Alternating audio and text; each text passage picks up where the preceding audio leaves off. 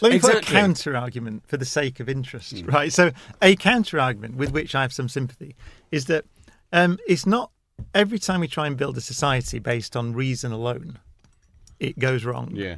And actually, societies are these complex organic things that emerge over time. So, for example, the House of Lords would be an example. Now, you may or may not like the House of Lords, but it kind of works in some sense as a stabilising influence. You'll be there one day. You wouldn't sit. Well, this is what I'm saying. It's fantastic. But you wouldn't sit down and invent the British Parliament the way it works. No, you wouldn't say we'll have an unelected chamber of that. You might have an appointed chamber, but you wouldn't do it. You wouldn't have a monarch. You wouldn't.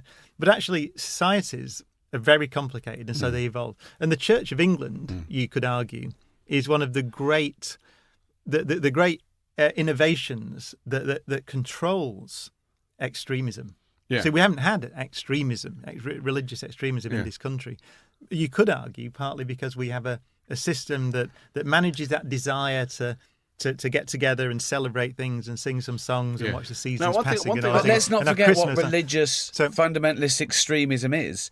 It's believing the bad bits of your holy book too. It's believing the mental bits. Yeah. You know, so you can argue that you don't want to rage against. No, I agree with the structures that make this country stable. Well, not just with this some country. people are raging. I mean, we've seen it now. Right? One of the things about being a fundamentalist atheist is I think I am able, because I am so convinced of the non-existence of God, to allow that's religion, beyond atheism, though. Well, that's what I'm saying. That is beyond atheism. That's another step. Well, that's something. I am in that step. Sure, yeah. And one thing that Me allows too. me to do, I think, is I think there's much beauty and magic in religion. And actually, I think if you don't understand religion and the need for religion, you don't understand what it means to be human. Yeah. Well, what do you mean by that? What is there? Tell me an example. Well, there's much beauty and poetry in religion. I think there's great art. Like there is in fiction, prose. though. Yeah, of course. Of course. Like there is in fiction. Yeah, but totally. Imagine, I love fiction. Of course. I love would fiction. never disavow fiction. But I know it's fiction, and so does everyone else, and that's the problem. Of course. No,